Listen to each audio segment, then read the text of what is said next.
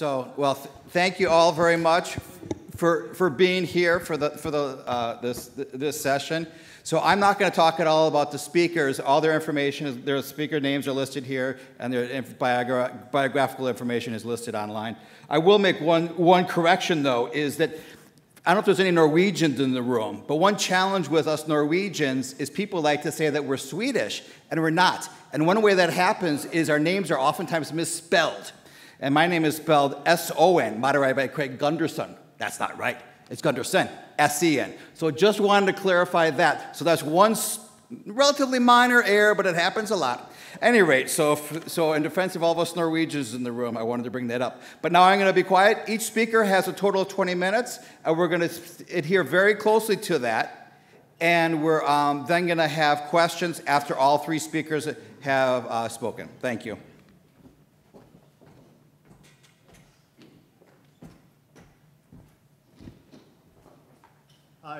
Hi, thank you. So it's good to be back at my alma mater. I got my PhD in crop sciences here at the University of Illinois in 2014, and at this point I'm sort of on my third career, and I'm not ruling out a fourth. I've been a social science survey researcher and a landscape architect, and all of that experience really comes to bear in my approach to teaching and research.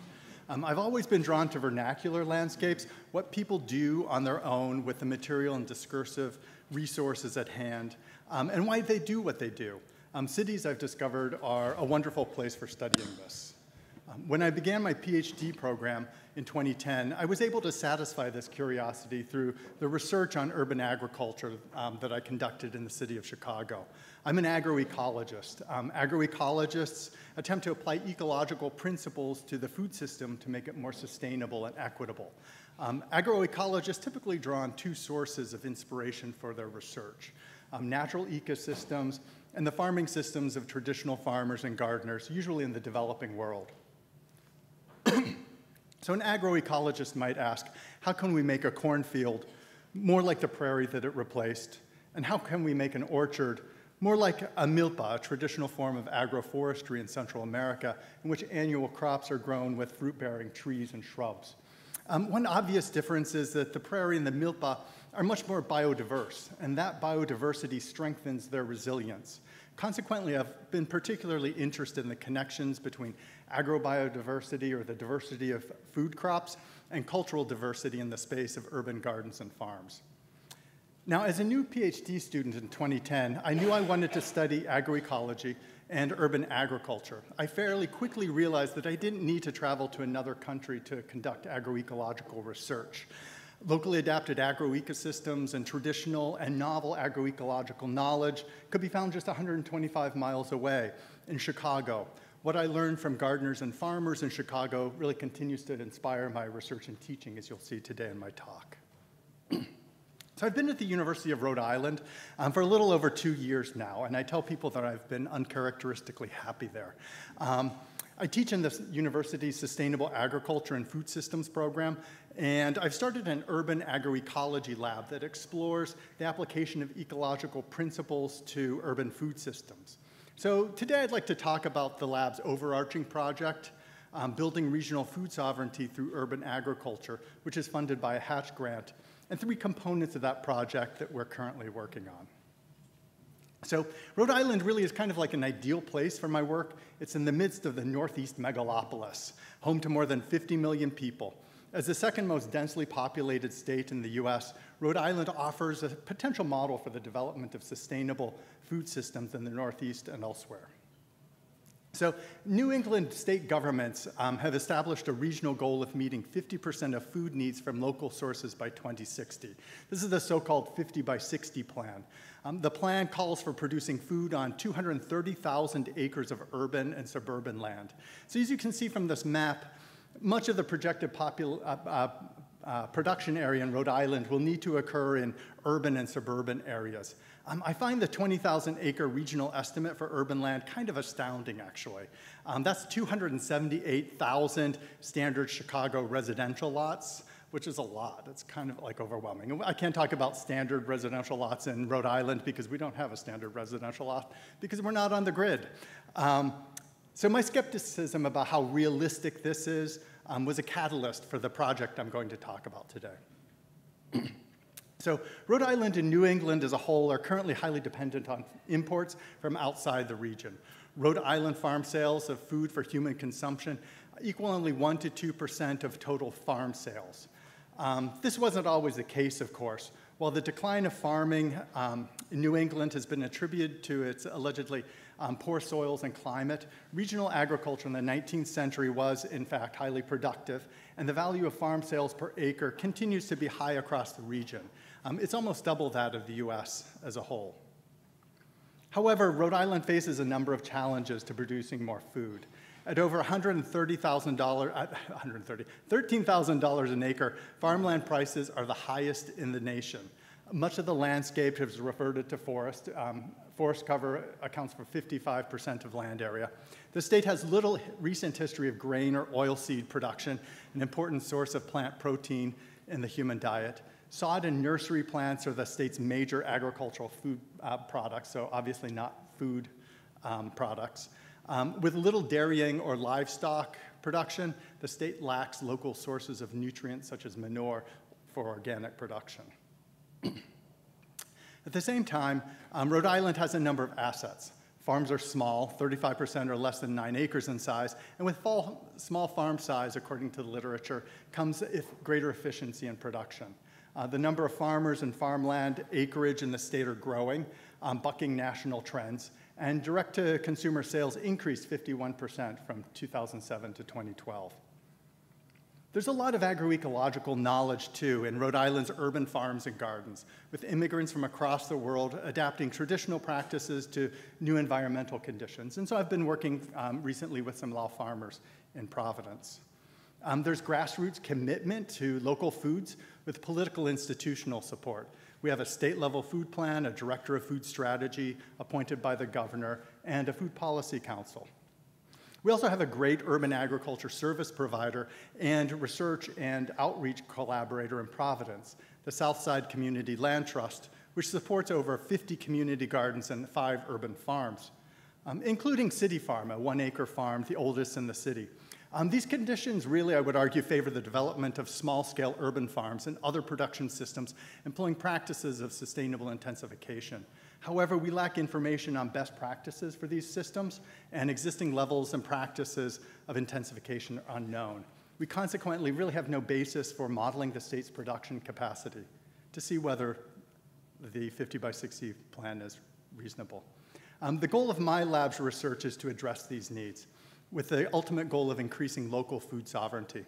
Based on the approach I developed in my PhD program in Chicago, we're using a geographic information system to map where food production is occurring and where it could and should occur. We're surveying and interviewing growers to learn about their practices and needs, and we're collecting ecological data from farms and gardens. Finally, based in part on these sources of data, we're formulating hypotheses for field experiments at URI or in situ. And I feel like this is a real sort of like lacuna in urban agricultural research, is actual agronomic research on systems. So our current project consists of 3 components: mapping and modeling food production, a long-term trial of small-scale vegetable production systems, and polyculture trials. We've also recently added a 4th component with an NRCS Rhode Island Conservation Innovation Grant. We're going to be trialing an urban-adapted high-tunnel system for season extension at both URI and in food-stressed neighborhoods in Greater Providence. We're working with the Southside Community Land Trust to implement this project. Overall, the project is driven by the question, how can we produce more food sustainably in Rhode Island while increasing citizen participation in and control over the food system? So let's take a look at our lab's progress on these components. I've been working with a master's student, David Husong, to map current and potential food-producing land in both urban and rural areas in the state. We'll also be surveying farmers this winter to find out more about their growing practices and their needs. To match potential farmland, we're extending the general approach that Richardson and Moskal used to model the food production potential of Seattle to the entire state of Rhode Island. So David is using LiDAR and other data layers to map unsealed open area in full sun, part sun or shade, across Rhode Island. This is definitely a work in progress, and I just got the first maps from him on Tuesday. So, having a presentation, always a good motivation to get your data together. So based on this very first preliminary map, however, I think we can say that Rhode Island is a very shady place. According to David's map, 2/3 of the state is in shade, which of course limits conventional specialty crop production without wholesale tree removal. There may be other options, though, that preserve the tree canopy, such as silvopastoralism. Once we have a good map of unsealed land classified by level of solar insolation, we'll begin to identify parcels with high potential for food production, sorting parcels into classes based on size, surrounding land use, and other factors will allow us to identify the kinds of agriculture, whether it's home, community, or market garden, or commercial farm, that could occur on them. Priorities for development might include non-food producing agricultural land, prime farmland anywhere in the state, land with an agricultural conservation easement, large parcels in areas with limited food access for commercial farm or community garden development, or smaller parcels in similar areas for home garden or market garden development. We'll then use yield and performance data from the other components in the project, including field experiments at URI, to model Rhode Island's food production capacity under different scenarios of intensification and also expansion. In the first set of experiments, we're evaluating urban production systems for conventional vegetable crops. Existing research on these systems has largely been descriptive rather than experimental.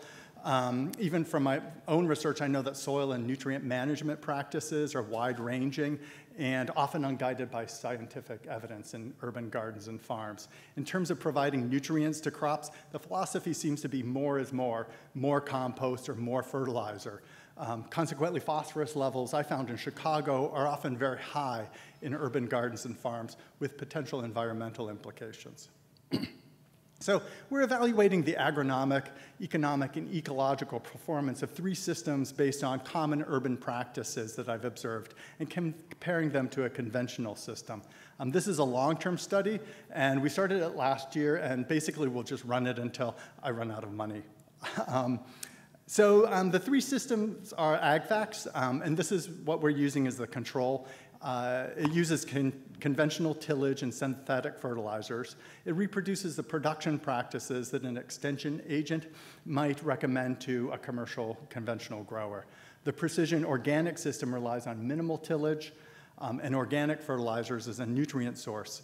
Fertilizer application during the growing season is scheduled based on actual plant nitrogen status, which potentially reduces fertilizer use and its economic and environmental costs.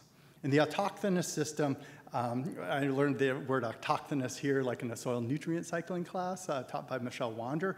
It means of the place. Where beds are tilled by broadfork, and local certified organic yard waste compost is the sole nutrient source. The rate of compost application is approximately 1 inch depth per year, which is a rate recommended to community and market gardeners by the Southside Community Land Trust in Providence. And then finally, we have the urban cap and fill system, which is, I think, kind of the most interesting.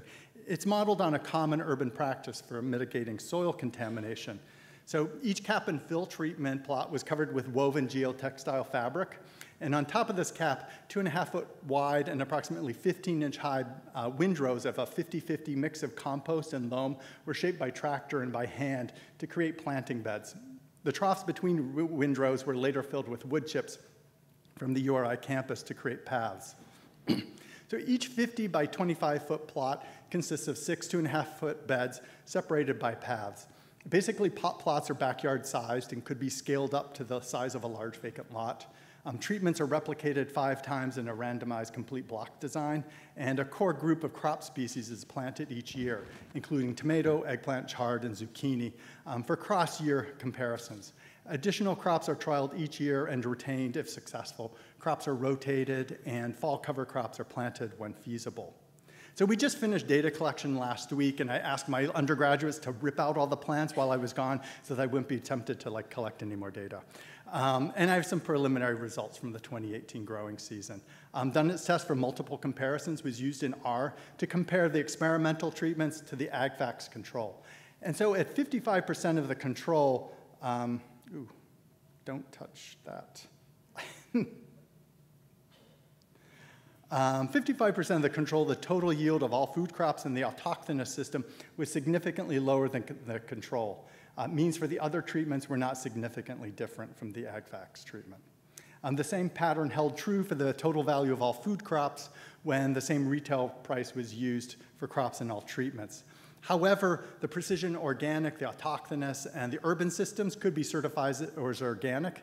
Those certification can be difficult in urban environments because of buffer requirements. But still, if we apply a premium, an organic premium to the production from these treatments based on regional organic prices, the mean value for the autochthonous system is 22% higher than that for the AgVax system, though this isn't a significant difference. And the means for the other two systems are more than 90% higher than the mean for the AgVax system. And these differences are statistically significant. The yearly cost of nutrient inputs was lowest for the AgVax system. Input costs were higher for the precision organic system, but the organic premium would help to offset these costs. While the urban system required no nutrient inputs or tillage in year 2, initial expenses included $1,000 for compost soil mix and $150 for the geotextile layer per plot. Labor for shaping the beds and filling paths with wood chips, which were free, totaled 10 hours, for a total startup cost of $1,300 per urban plot or $112,000 per hectare, or about $40,000 an acre, which is a lot of money. Notably, yields for all crops and all systems were similar to much higher than published yields for the region, suggesting that small-scale plots can be highly productive. Future analyses will focus on the sustainability of these yields across time, and we may do LCAs for each system if I can rope a graduate student into doing that. And finally, we're conducting research on what I call annual layered polycultures as a strategy for intensifying urban production. Ideally, polycultures, or growing 2 or more crops together, minimize competitive interactions and maximize positive interactions between crops. So Chinese origin gardeners in Chicago and elsewhere, for example, typically grow fruiting vining crops on arbors underplanted with leafy crops requiring less light, such as we see in this image from a Chicago garden in Chinatown. This way, they can more than double the production area of the gardens compared to the garden's footprint. So polyculture practice, however, really outstrips research on their benefits to urban agriculture. For the past 2 years, we've been growing traditional polycultures observed in gardens in Chicago and Rhode Island to evaluate whether they yield more than monocultures for the same crops. In 2017, polycultures consisted of a traditional vining crop, bitter melon, and 2 leafy ground layer crops, amaranth and sweet potato, which is grown for its leaves, not its tubers. The crops were grown in polyculture and monoculture in replicated trials. Excuse me. In 2018, we planted a second vining crop, long bean, but not amaranth, in a slightly different configuration with the addition of a center bed of sweet potato. And so system performance was evaluated based on the land equivalent ratio, or LER, for the polyculture. So basically, it's the sum of the ratios of each yield in polyculture to its yield in monoculture. If LER is less than 1, negative interactions outweigh positive interactions. If LER is greater than 1, then positive, or at least neutral, interactions outweigh negative ones, and the polyculture is said to overyield. So to summarize that graphically, we looked at whether each polyculture on the left yielded more than its component monocultures on the right. And we found that indeed this was the case, that the bitter melon sweet potato and the bitter melon amaranth polycultures do overyield by up to 60%. The bitter melon and long bean polyculture, however, didn't overyield, probably because of the direct competition between the 2 crops which were grown on the same trellis. So just some preliminary conclusions. This is a relatively new study.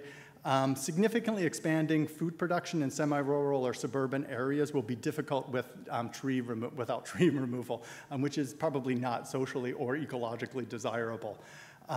Production systems at urban scales can be highly productive. Small-scale layered annual polycultures may increase the production capacity of existing food-producing land in urban areas. Expanding small-scale production through home and market gardening could be a viable strategy for building urban food sovereignty. And the high productivity of urban plots, even when combined with other ecosystem services, probably don't offset cap and fill costs. Regionally, if even half of the 20,000 acres of urban land in the 50 by 60 plan were mitigated through cap and fill, the cost could be as high as $400 million. Small-scale soilless systems, however, such as self-irrigating planters, might be a more economically and environmentally sustainable option for producing food on contaminated land at least the household level. Thank you.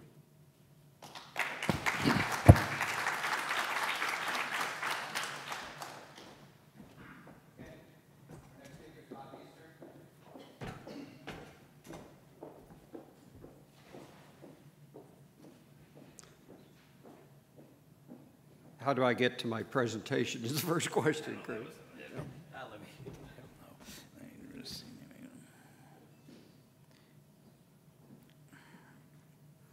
just going to minimize this. Okay, this is yours? Okay. Yep. Wait, I think I clicked on the wrong one.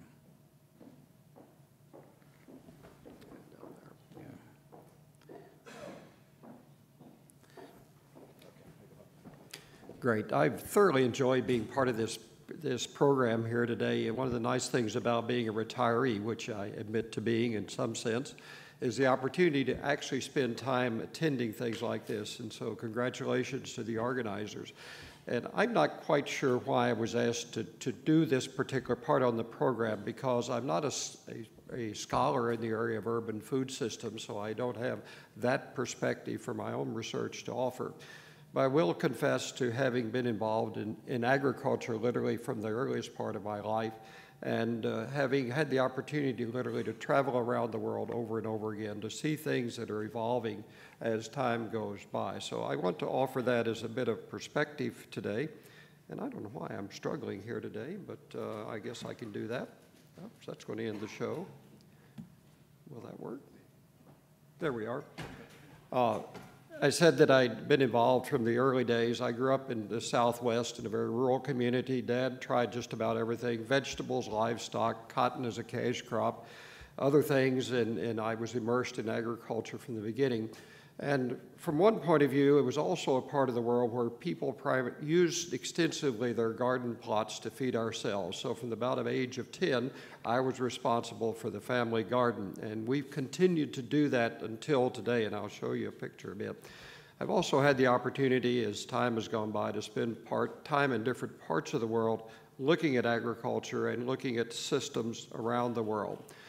Just to give you a perspective of my plots at home, last year was a really good year at the Easter Family Garden, and you can see the picture from there. My wife and I made a decision many, many years ago that we live in the countryside, so we could continue to grow a portion of our own food every year. So that's that. This year was a terrible year for our fruit trees. If you remember last spring, we had snow about every weekend in April and cold weather.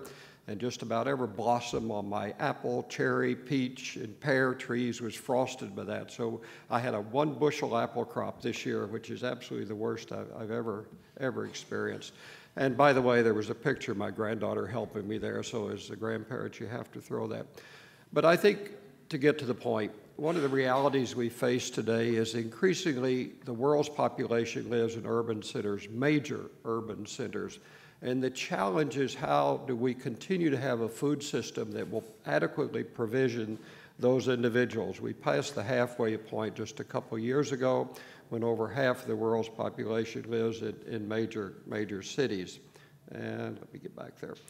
And I think in the conversations today, primarily what I've been hearing is a U.S. perspective in terms of thinking of cities, but the huge growth that's taking place now is in places in other parts of the world. And I've listed the top 10 largest cities in the world: Tokyo, Delhi, Shanghai, Sao Paulo, Mumbai. I've been to most of these places. I have some sense for the scale of those cities. Interestingly enough, Chicago, which I think of as a really big metropolitan area, is ranked 38th, and as other parts of the world continue to grow their urban areas, it will continue to decline in terms of its size, relatively speaking. I guess I'd like to begin with a point that when I was a youngster growing up in that rural part of the world, most of the food that we consumed was either locally produced or came from within perhaps 200 or 300 miles of home. So it was a very local enterprise. What we have created over the last 30 or 40 years has been a globally integrated food system. And one has only to look at what's taken place in the United States in terms of imports of food products to come to some appreciation for that. Today, we import about half of our fresh fruit. In 1990, we imported 34%. Today, we import 52% of our tomatoes. In 1990, we were importing 20.5%.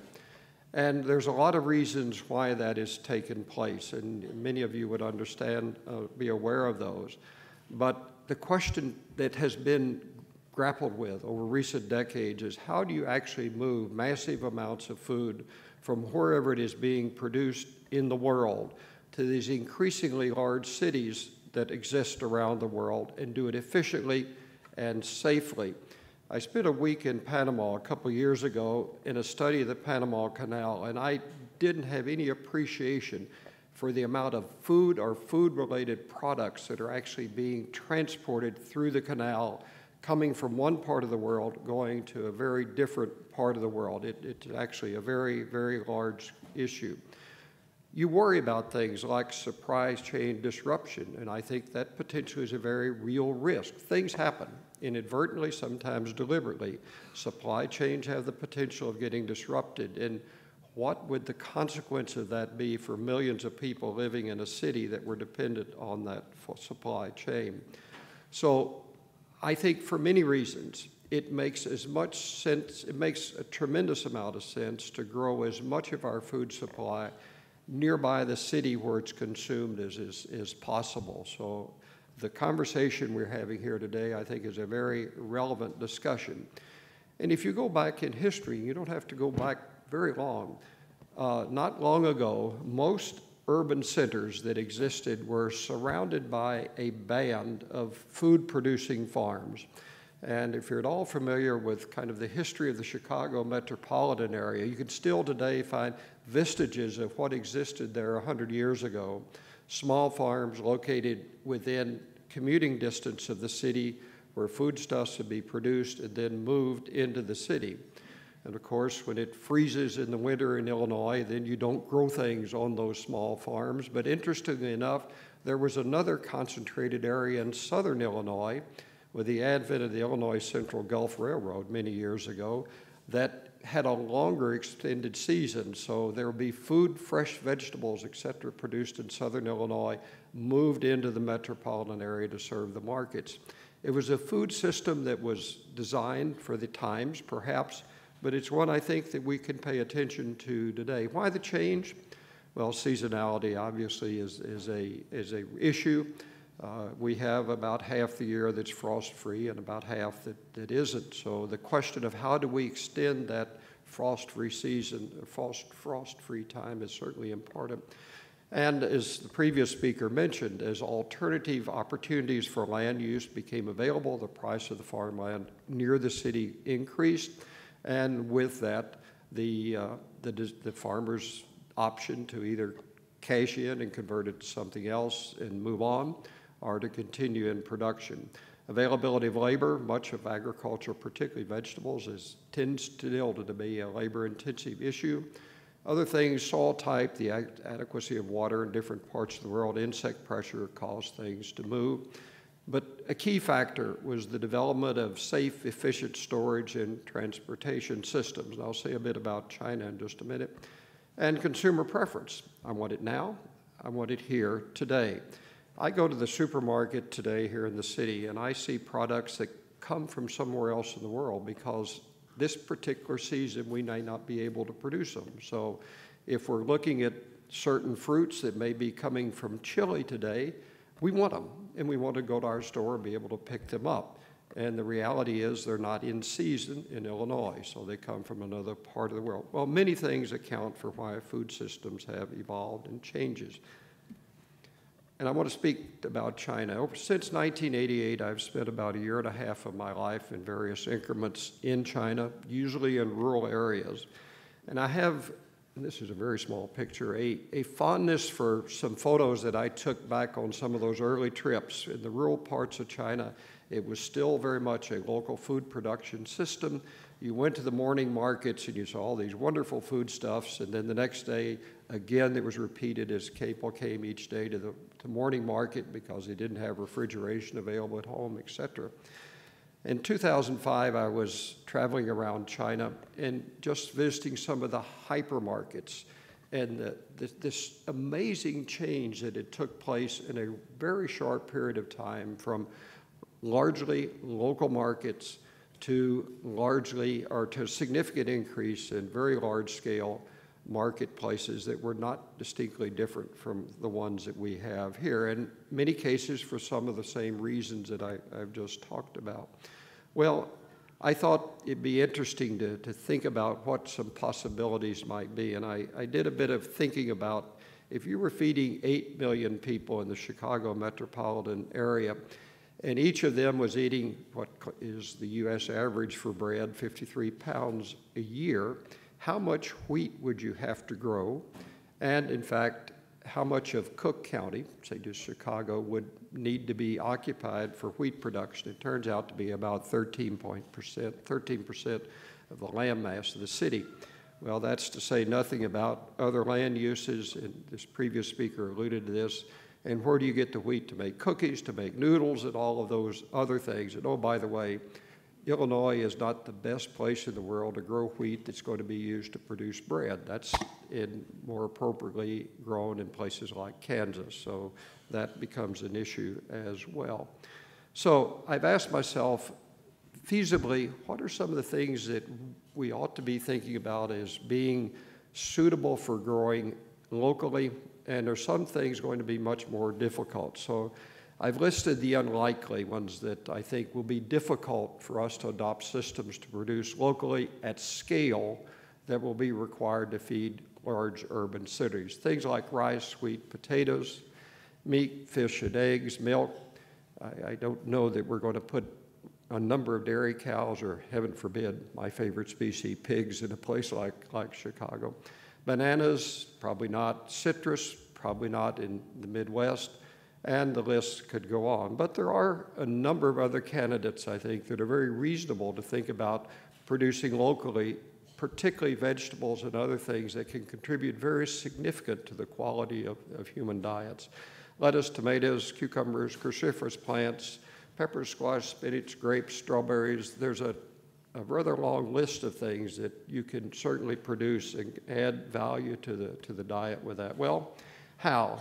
And I think there's kind of three opportunities, and the previous speaker talked quite a bit about the opportunity to use enhancements of relatively traditional systems, soil-based systems that have been used, and to show significant improvement in yields and productivity.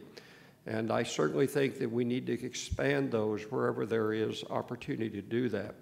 There's also a lot of new technologies around greenhouses, and I'll say a word about that. And then I'll introduce something that may not be particularly familiar to you, and that's the concept of vertical farms that has come largely out of Asia as they've grappled with this issue of large cities. And I'm going to really be challenged to go back, and I think I can do that. Greenhouses. I think it shocked a number of us, the development around Rochelle, Illinois, in the west of the city. And here's an article from the Chicago Tribune a couple of years ago.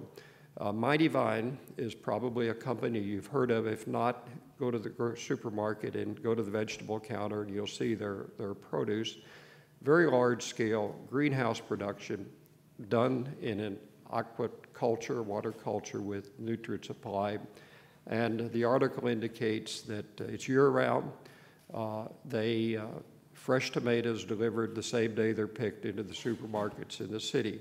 So will that be one of the options for the future? One could argue it certainly is evolving in ways that would suggest that's a possibility.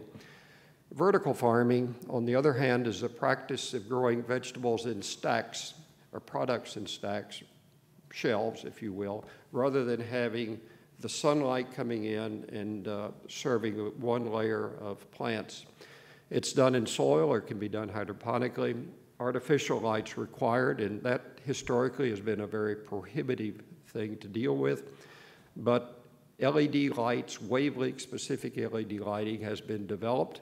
And it's interesting that the original technology for that came out of NASA, National Aeronautics Space Administration, as they were trying to develop a sustainable system for long-term space travel. How do you have, in a spacecraft, where you can't add anything, you can take stuff away, how do you create a food production system? So a lot of the original concepts around this type of agriculture came out of that, and were quickly picked up in places like Taiwan, Singapore, and densely populated areas of Asia. There's a lot of effort today to significantly automate the process to make it more feasible, and as I said, it's popular in densely populated cities in Asia. I visited a series of vertical, if you will, farms in Taipei, Taiwan, just sitting right there in a building adjacent to the rest of the complex of buildings in the downtown area. You can see the way they're structured here. The LED-specific light sometimes is a bit disturbing because you're going in expecting normal, if you will, this is normal light, and having a very specific wavelength that plant responds maximally to, rather than a variety of wavelengths. It's interesting also to see in that part of the world the evolution of restaurants that are based on production of vegetables within the restaurant. Instead of having a microbrewery, they have a place where they're producing vegetables. And I can tell you that it's interesting also to order a salad and watch someone go into that area, clip off your salad. They don't have to wash it because there's no contaminants there. There's no insecticides because it's in an area where there's no insect potential. And bring it out and put it on your plate. And my experience is it's really, really good stuff. Well, my point is, will that become a dominant form of food production? I don't think so, but it will be probably part of the mix. My final slide here, and I just want to conclude with that, is this, that I see no reason why there cannot be substantial increases in production of some food products, and we've talked about some of them, in or nearby major metropolitan areas. And I think a dimension of this that needs to also be thought about is the impact that it has on the people who live in the city, the availability of foodstuffs, and sometimes there are food deserts, the impact that having locally produced foods and the option to go to the local market has on the social discourse, the community, the conversations within the community. There are a lot of other benefits from this type of production that go far beyond just having it as a source of nutrients. Thank you.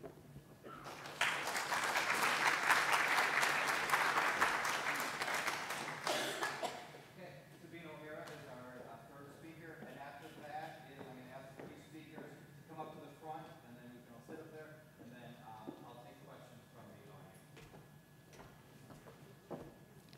And I may need some help here to find my slides. I'll find it for you. Thank you.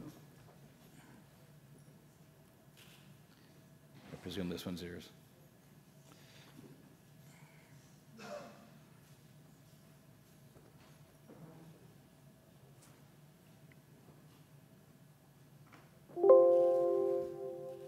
Oh, it's not showing up on here, though.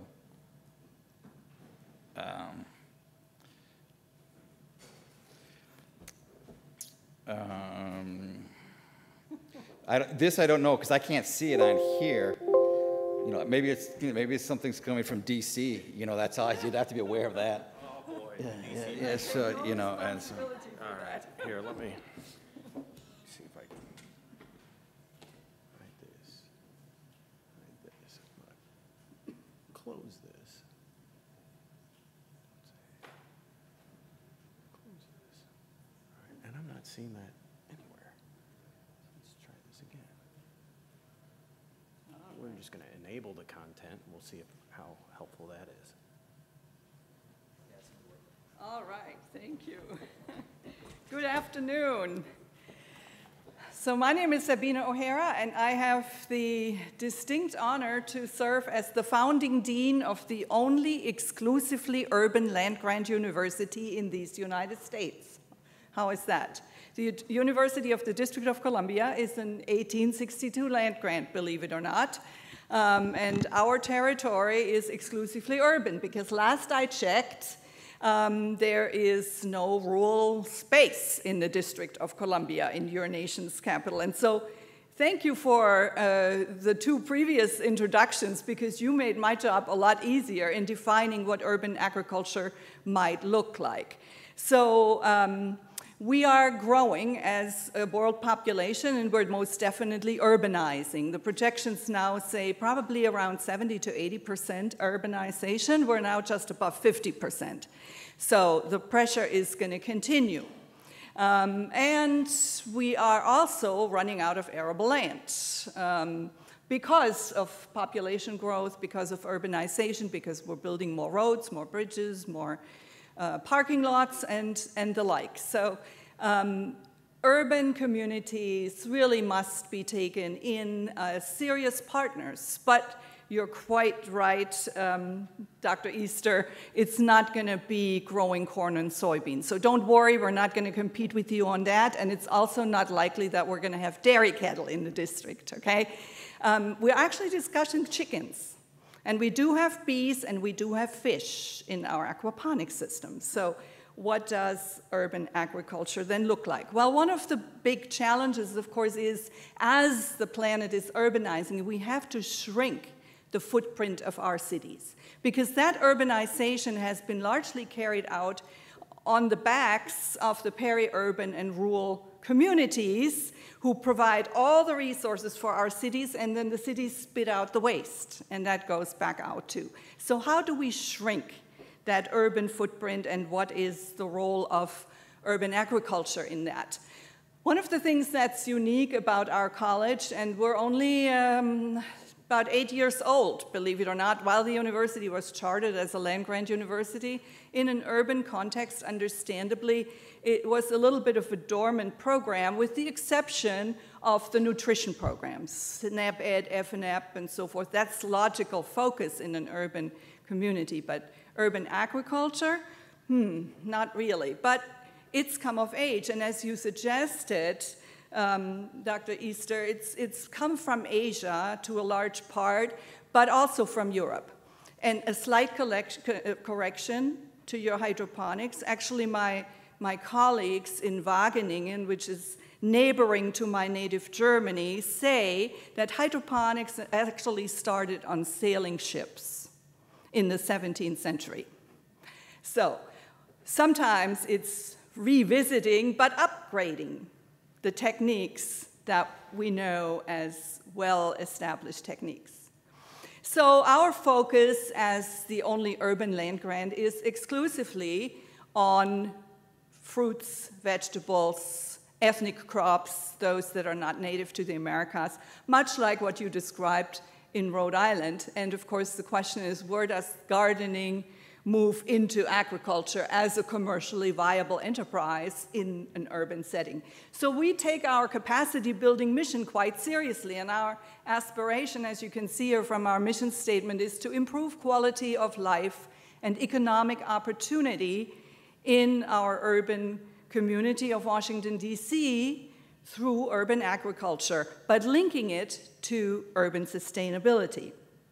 So what do programs look like that have the aspiration to improve quality of life and economic opportunity? And this is a bit of an evolving list, but here's what we came up with when we first started out on this big adventure. It has to lead to jobs.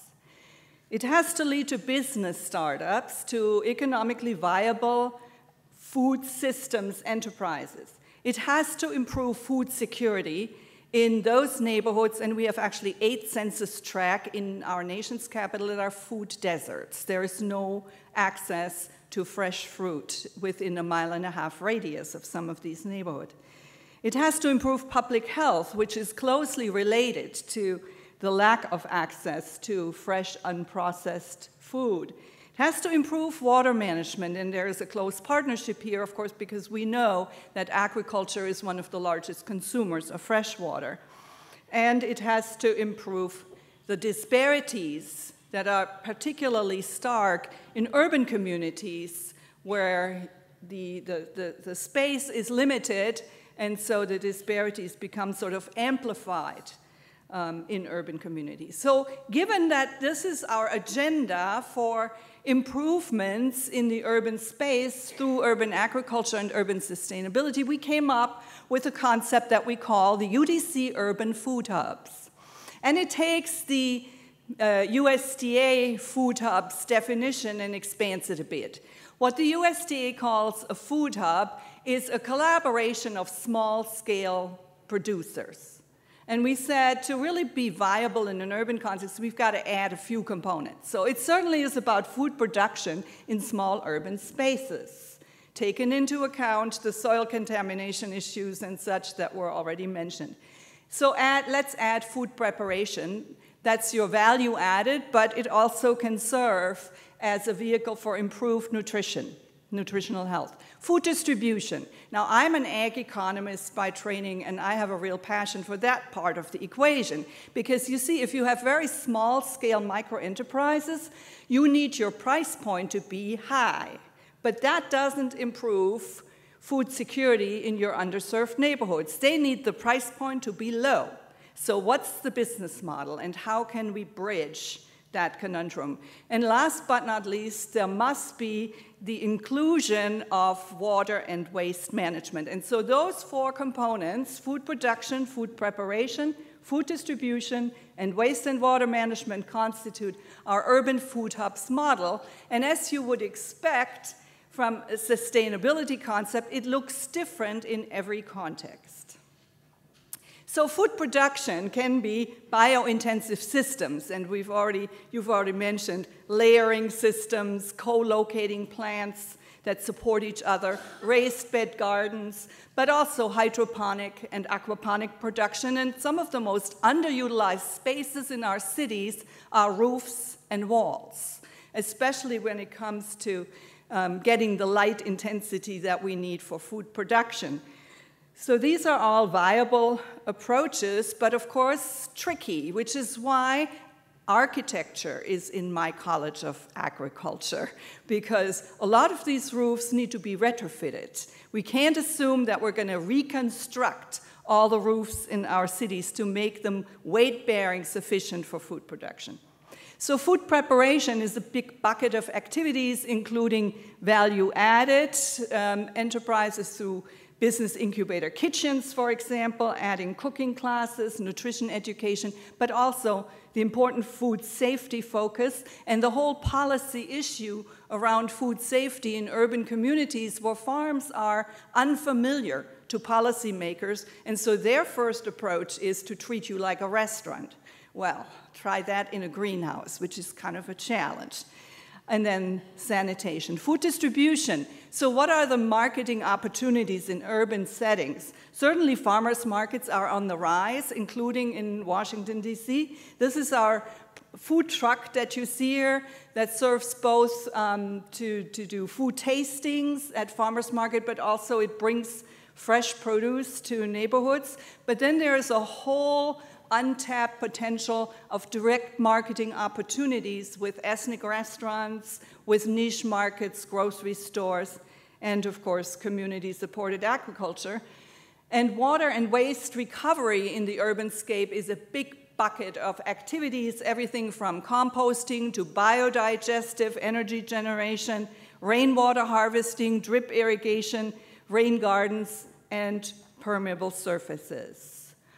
So, successful urban agriculture, I would suggest to you then, adds a full range of ecosystem services. And we've heard this term a number of times already today. So here's what the UN suggests the range of ecosystem services is.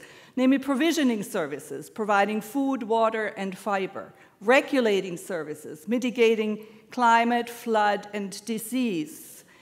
Cultural services, recreational, aesthetic, and spiritual services, and supporting services such as soil formation, nutrient cycling, and photosynthesis. So when we take these and we look at these 4 components, they really match nicely with the 4 components of our food hubs. And then we said, okay, let's not just talk about it as a concept and identify the indicators we want to track, but let's actually do it. So what you see here is a map of the District of Columbia, and it is divided into 8 wards. And the purple dots are grocery stores, full-service grocery stores, not gas stations that consider themselves grocery stores in some of our cities. And the green squares are our food hubs. So you can see we focus on the areas east of the river and south in the district, namely our food desert neighborhoods. And actually, one of those purple dots in the southwest has since disappeared. So you're looking at 3 grocery stores serving over 150,000 people in the District of Columbia. And the rest of the folks get their food from the 7-Eleven and the gas station. And what runs under fresh food there, I think you probably know from your own urban neighborhoods. So here's some other data that we're tracking to see whether these food hubs make a difference. These are income levels in our 8 wards in the nation's capital, and they range from $275,000 per household to $45,000 per household. Now, this may seem a lot for some of our rural neighborhoods, but how anyone can live on this in Washington, D.C., where a normal 3-bedroom house costs over $500,000, is really a mystery to me. Unemployment rates are a mirror of that. They go between 3.7% in Georgetown and in Ward 3 in Chevy Chase, and 22% in Ward 8, which is way southeast in the district. Female-headed households, interesting too, isn't it? 3.8% in our high-income neighborhoods and 39% female-headed households with children in our low-income neighborhoods. So this is where we're focusing our urban food hubs. This is some social indicator data. Look at the obesity rates and diabetes rates. And this is over 18-year-old. Ward 8 off the chart. Ward 3 and Ward 2, very low rates of obesity and diabetes. And these are some environmental indicators that we're tracking, such as bike paths, and sort of the opposite to the coin, namely blighted building. And again, you see the tremendous disparities in our city.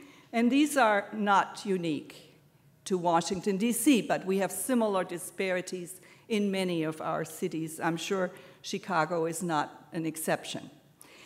So this is our Ward 7 food hub. It was an empty lot owned by the DC Housing Authority, about 3 acres. And at one point, there was a 7-story building on it that was torn down, and it was overgrown and had big chunks of construction debris in it.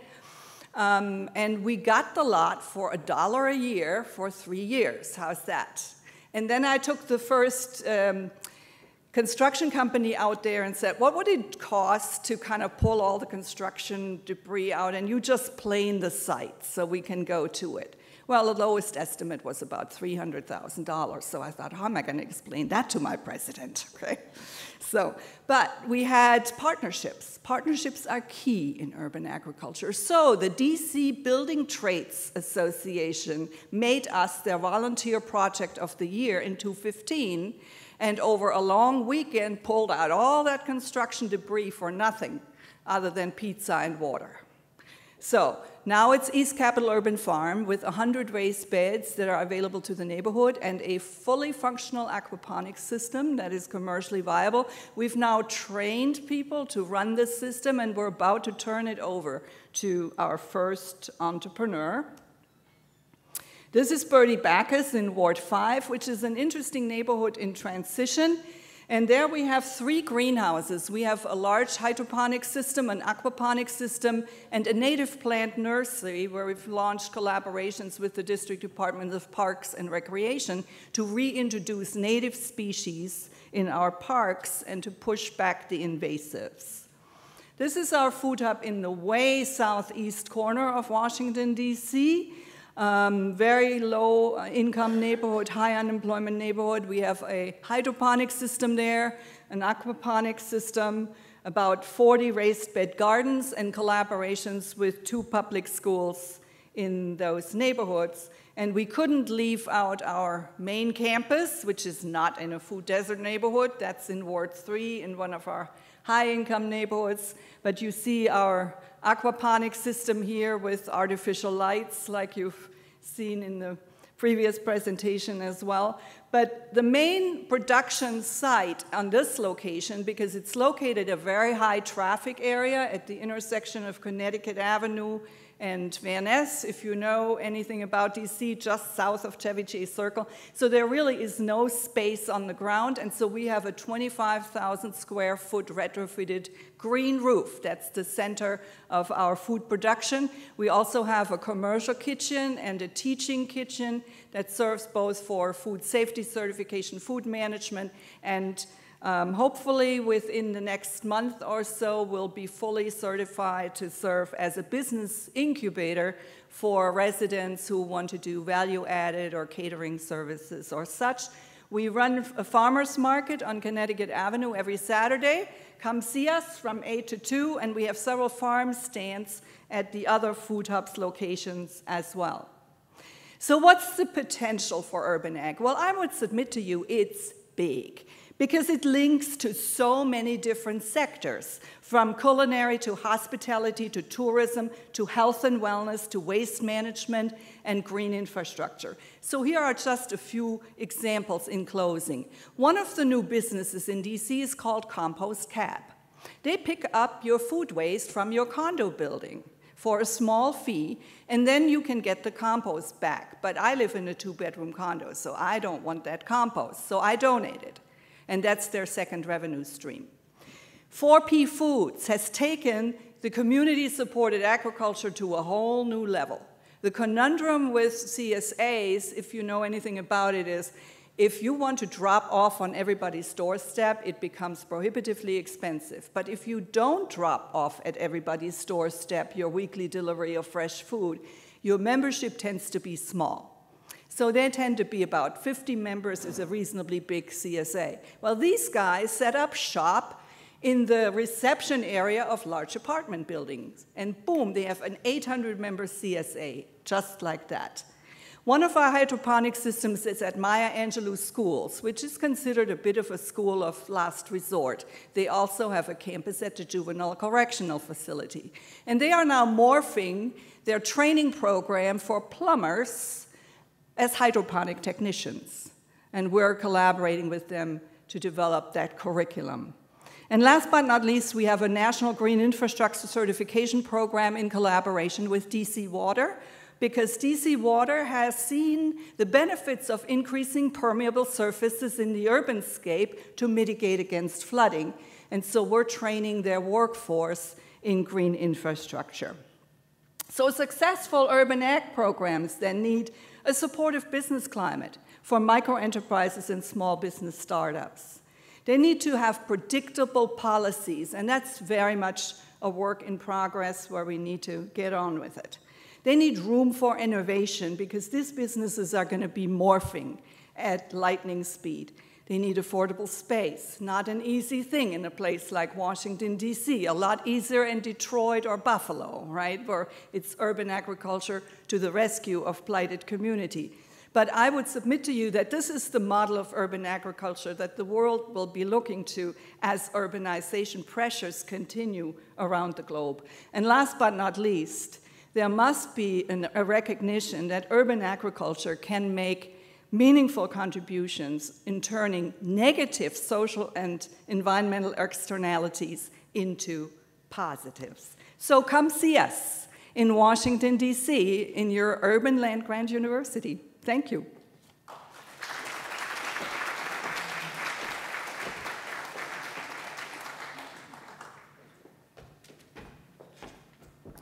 So so a couple things, as I guess has been doing before, is people can just line up to ask questions.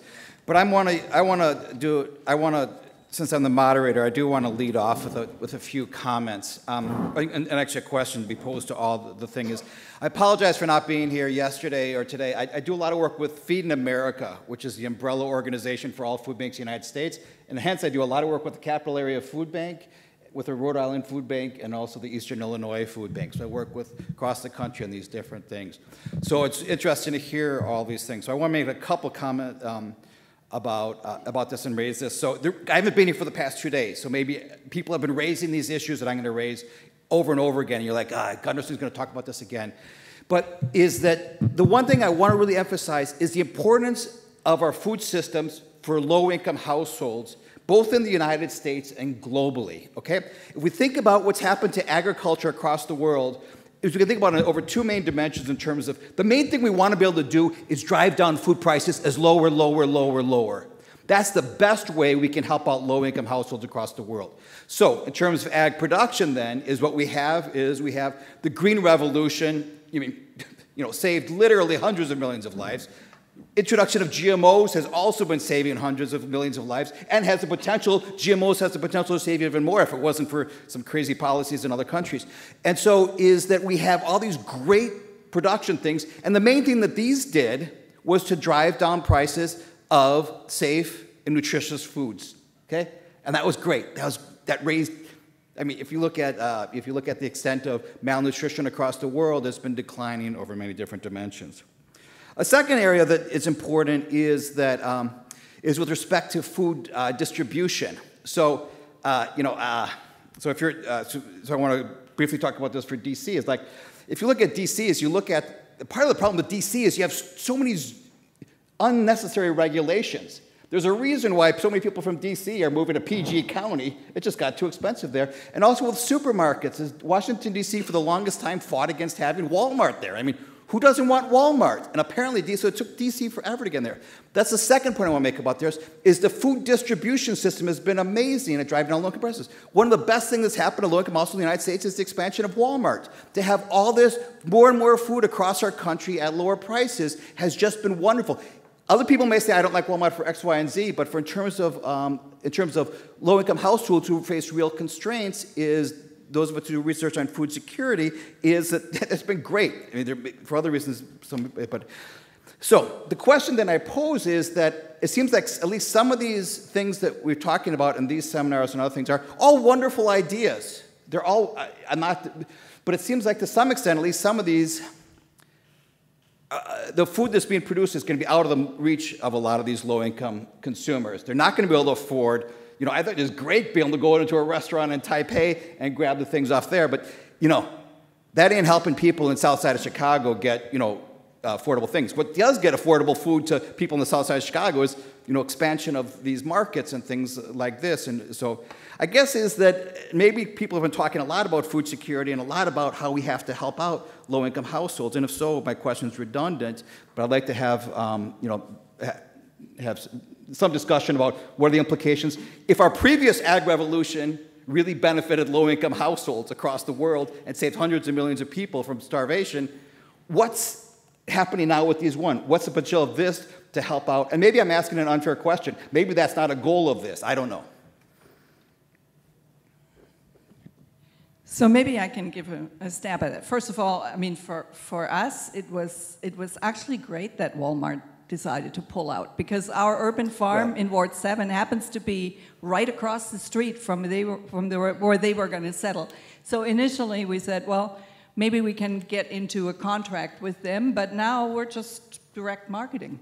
So sometimes it depends very much on your context. The other thing I would say, so if I look at what we consider a standard greenhouse, about 30 by 90 feet, and layered. You got to layer it, otherwise it doesn't pay. So the business model the differences are huge. If you grow edible flowers and microgreens for the Hay Adams Hotel and some of the other 5 stars, right?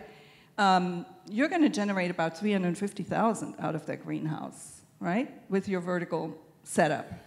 But if I grow tomatoes and peppers and squash and cucumbers for the neighborhood, maybe 100,000. Is the difference not a social externality. And if it improves public health and access to fresh food, and never mind, the long-term data about nutrition, but we can say very short-term that when kids start growing their own food and starting to get reintroduced to nature in the process, there are some real, not just nutritional, but behavioral benefits.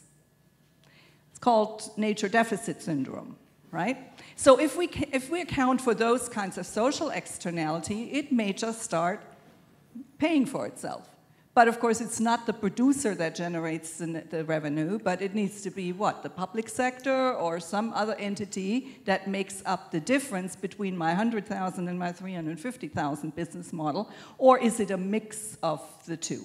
Because of course, in the two models, the employment impact also is very different. I'm going to need a lot more people to grow those edible flowers and those microgreens just so for that plate in that high-end restaurant, right? Right. And so there are also different workforce implications, which are, again, both economic and social benefits. Right, there's definitely a trickle-down aspect to all this, yeah.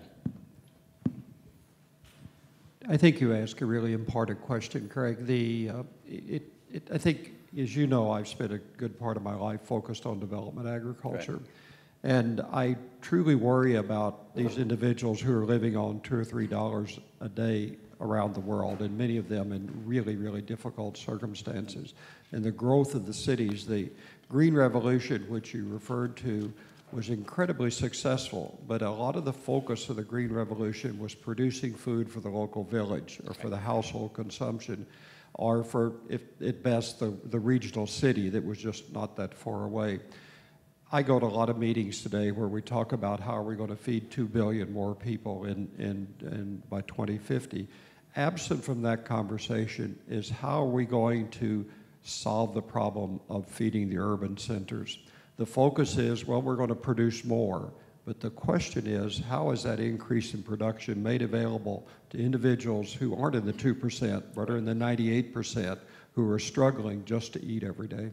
And I think it's these kinds of opportunities that not only provide calories or protein, but also other alternatives that add other nutrients that are essential to the diet.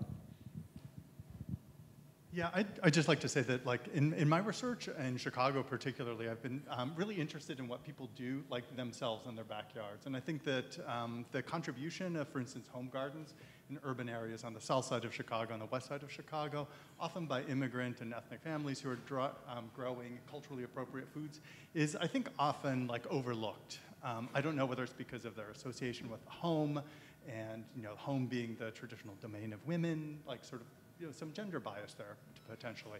But I think that's, highly accessible, that kind of distributed urban agriculture.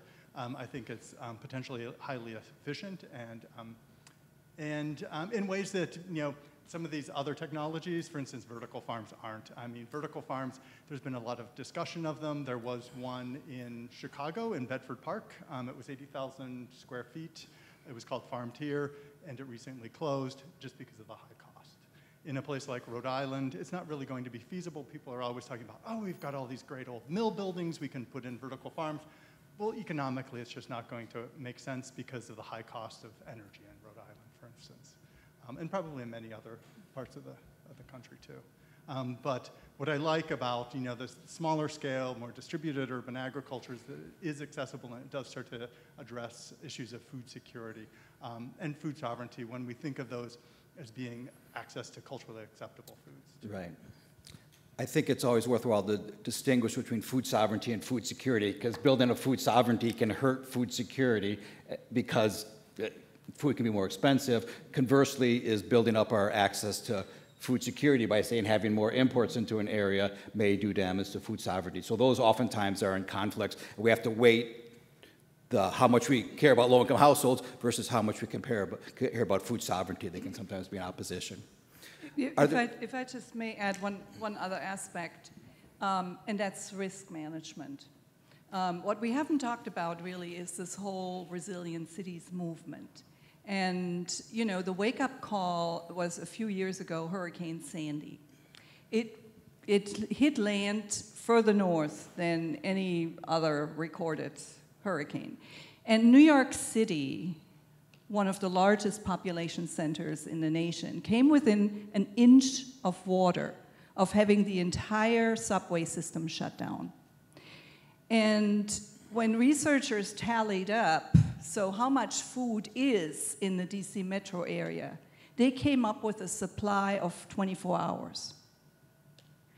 And I think that's another aspect of urban agriculture that's often overlooked, and that might even make some of the indoor growing spaces viable, even they may not be viable if you don't account for that risk, simply because they can increase food security. And we were all quite nervous about the most recent hurricane because it was said to be hovering not just over North Carolina, but maybe over Washington, D.C. and Virginia. Okay, so now, are there questions from the audience that individuals wish to pose or comments? Yes.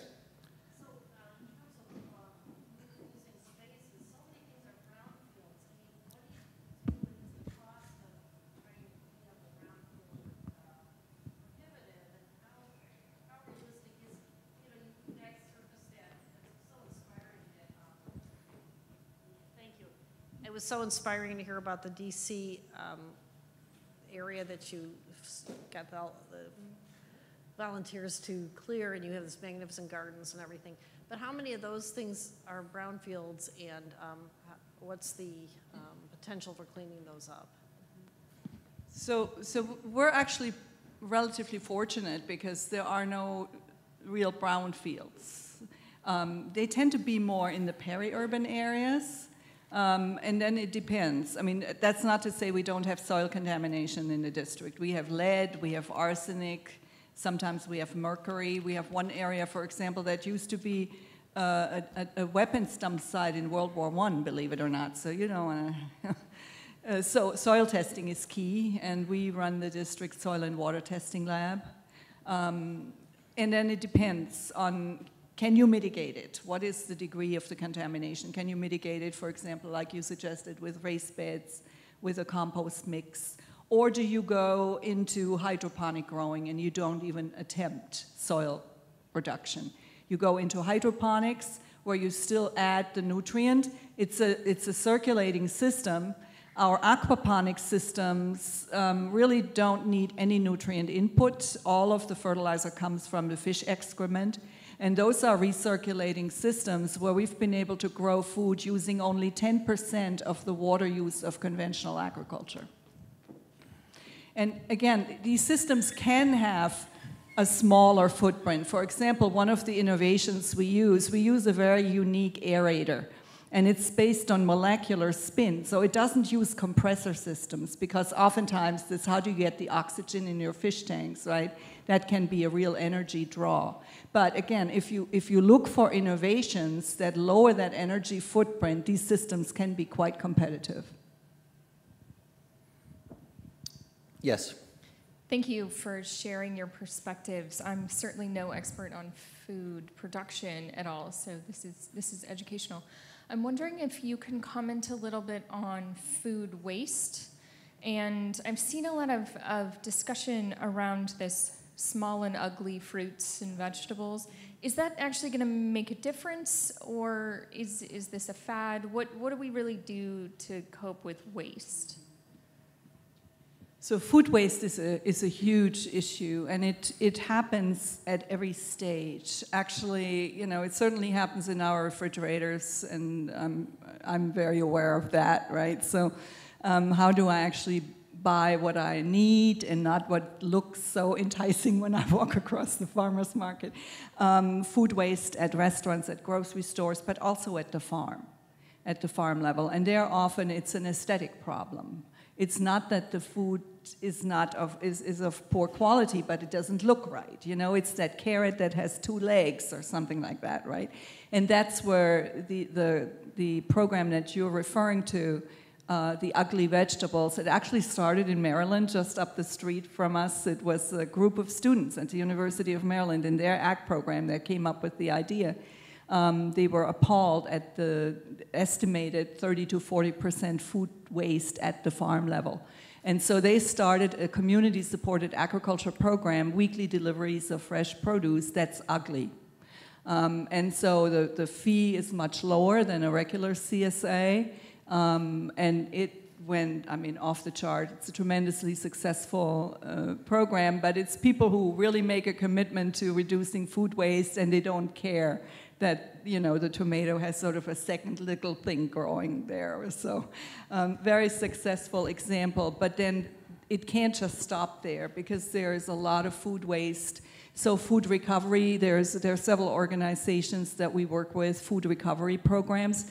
We're both a recipient for our student food pantry and some of the food banks, but we're also a deliverer because sometimes, you know, we had no idea how much basil we had actually planted because it went haywire. And can you imagine 160 pounds of basil out of our hydroponic system? That's a lot of basil, okay? So sometimes we are an inputter into the food recovery network, and we call up that network and say, can anybody take 150 pounds or a portion of that basil?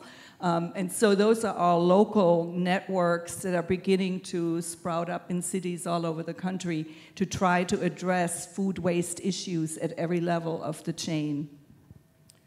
So, oh. Well, it's kind of perverse, but I recently read that the ugly fruit and vegetable movement has actually resulted in a reduction in donations to food banks, for instance, because now that food that was being diverted, like the ugly produce that was being diverted from farms to food banks, is now actually being sold because it's become sort of a, you know, a desirable thing. Yeah, unintended consequences.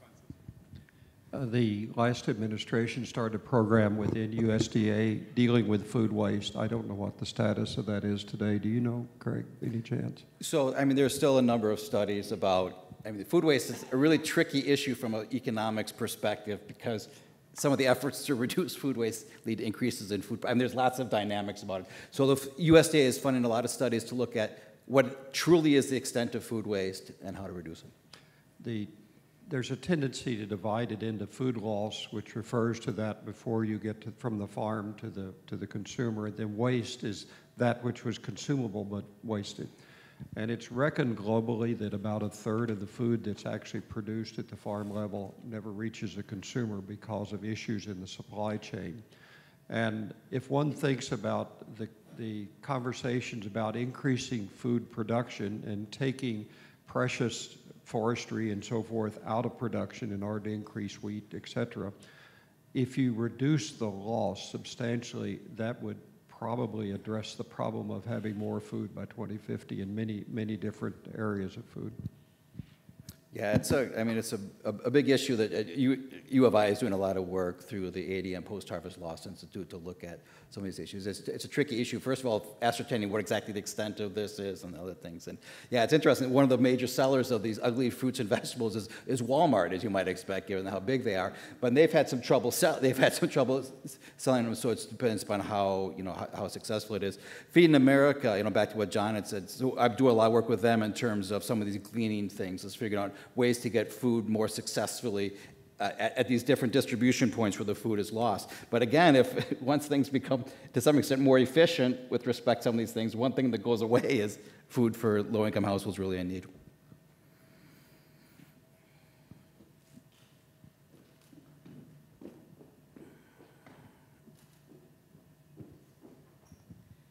So thanks, that was a really interesting session. I'm still trying to reconcile this couple of different strands of thought here. Sabina, you mentioned this issue of having greater security of local food in order to deal with disruptions to the supply chain. And yet, on the other hand, you also talked about how the food that is in fact being produced locally is only viable if it is at the high end of the market, and so it's not going to supply the low end of the market. And so how do you put those pieces together to say, well, if there is a disruption, then in fact food will be available for the low-income people who might need it? And wouldn't it be better to plan for more storage capacity for food to deal with these types of events rather than these just these urban gardens? wouldn't it be better to have that Walmart with more storage than a few gardens that are growing, to cater to the five-star hotel? So how do you make sense of all of these different things? So first of all, I don't want to be misunderstood as saying it's only viable at the high end.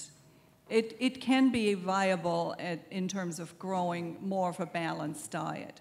But then if you look at if the only thing you're looking at is the economic revenue stream, without also looking at social externalities and environmental externalities, then clearly the high revenue produce is more competitive. So the answer is probably in a mixed model, where you're producing some for the high-end market and some for the local market. Even when you add storage, I'm beginning to increasingly look at the food system as sort of concentric circles to ask, what should we be growing where? And then I think the logical answer is, let's grow in the population-dense urban areas food that is high in nutrient density.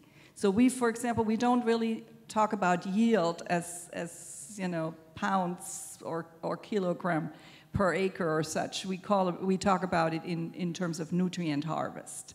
And those kinds of vegetables that are more highly perishable or that lose in nutrient density as they are stored, that should be our focus in the urban core. And then in the peri-urban core, you can look at some of the things that are less highly perishable. And that leaves a whole lot of production that wouldn't be viable in the urban core because of the high land values. You need higher revenue than what you get from corn, soybeans, or potatoes per acre, right? But those are also the kinds of products that are less vulnerable to nutrient decline in storage, right? So I think we need to really look at this much more as a spatial model to say what makes sense in terms of sort of a logical division of labor in terms of location characteristics of the food. And I think also in terms of achieving that balance between, high-end sales and recouping some of the costs of production in urban environments. Many of the urban farmers that I know achieve that by selling to restaurants at high prices, and then basically using that money to subsidize production for lower-end consumers. And so they might have CSAs, for instance, community-supported agriculture shares, with like a sliding scale, such that the amount that you pay depends on your income. Yeah, but it is a tension, definitely. Right. And especially because so many urban farms are run by not-for-profits. Commercial urban farms are fairly few and far between, I've found. Yeah, I think the same is true in DC. We have a very small number of actual commercial farms, and then there are a lot more that are in that nonprofit space that have either an educational mission or health and wellness mission or such. And I should also notice, even if this is only boutique type food for upper income, somebody's benefiting, it trickles down eventually. But yeah, we should. But I think you raise an excellent point about this. Stores do a great job of storing food for times of need that other things don't serve as well. Maybe I can give one other example. There's a company that's actually one of our commercial businesses. It's called Uptop Acres. And so they went to building owners who have green roofs. And they said, in order for you to get, in the district, we get stormwater credits. So if you have a green roof that absorbs stormwater runoff, you get stormwater credits. And so they said, we'll take that off your hands. We'll manage that roof for you if you let us grow food. Now that's a perfectly fine stormwater absorption food plant, just as well as sedums or whatever else you want to grow on the roof. So they just got land for free in the District of Columbia. So that's a pretty darn smart revenue model. And by the way, in their first year, they started growing mostly greens, some tomatoes, cherry tomatoes, stuff like that. The second year, 30% of their revenue stream is events. They're doing lunches for Booz and for some of the large consulting firms in the stadium neighborhood. And so they're subsidizing, like you suggest, some of the produce for the local markets through these other revenue streams from events. Other questions from the audience? Yes.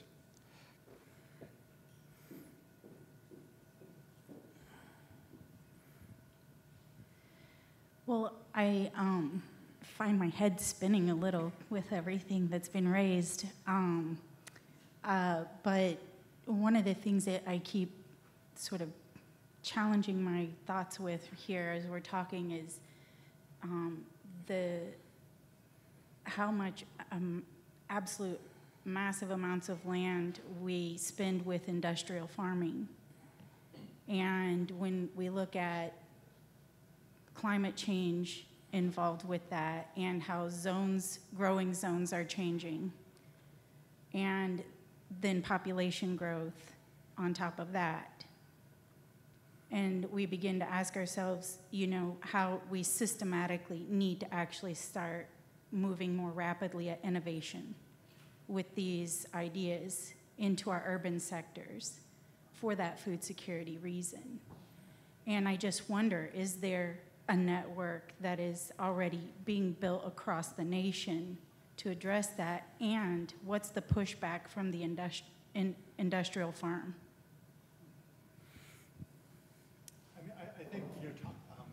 I think talking about that, and this doesn't directly address your question, but a lot of the acreage and farmland acreage in the United States is not used to produce food for humans, but it's used to produce food for animals or for bioethanol production. And I say this as a vegan, so yeah, that's one problem in terms of meeting growing more food, is that we could be growing more food for humans instead of for animals or to replace fossil fuels. I think you make a very important point, and that is sort of this larger question of controlled environment agriculture. That can be vertical, can be hydroponic, can be indoor soil production. There are all kinds of different models. But ultimately, the objective is to really add to that food security and to mitigate against the risk that, as we move at least some of our food production into more controlled indoor environments, we mitigate against the impact from climate change. I think these are very important questions. I don't know that there is a real strong network yet, but there are several organizations. There's, for example, the Association for Vertical Farming. That's an international organization. The USDA NIFA recently actually held a conference on vertical farming, and their report is supposed to be coming out pretty soon. So you see a lot of global movements, and some of them are commercial, and some of them are more municipal, more public sector focus on, how can we make our cities more resilient? How can we buffer against some of that risk? So I don't think it's a really organized movement at this point, but there are a lot of organizations that have cropped up all over. I'm sorry, so am I to understand then there's no real one strong organization, commercial or otherwise, that's gaining traction? I think that's right, and I don't know what your experience is, but I think it's there are a lot of different ones, and right now I think one of the things that we've been trying to do in our work is actually to connect them. And to see, can we make an introduction here? You people should be talking to each other, right? I think if I could enter into, what you call industrial agriculture, a lot of us call family farms in the Midwest. There's definitely, and we can have a debate about that. I think these systems work better when we recognize really the importance of all types of farming. I don't think even though I recognize the importance of having really productive agriculture in the United States and around the world, that may or may not involve some of these techniques. I think we have to recognize that to address food security issues is we need these family farmers producing more. We need urban agriculture. There's all these things can work together. So I guess that'd be my argument with respect to it. I guess as someone who's been involved in this for a long time, one of the challenges that is driven to larger scale farming is just no people. You go to rural communities, try to find people that work, that are willing to work in agriculture is a challenge today, and it has been for years because the employment opportunities for young people are in the urban centers.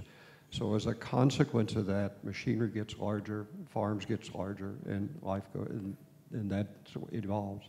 Yeah. So I think we're supposed to end at 5:15, correct? So I wanted to thank everybody again for being here for this and listening. So let's have another round of applause for excellent panelists.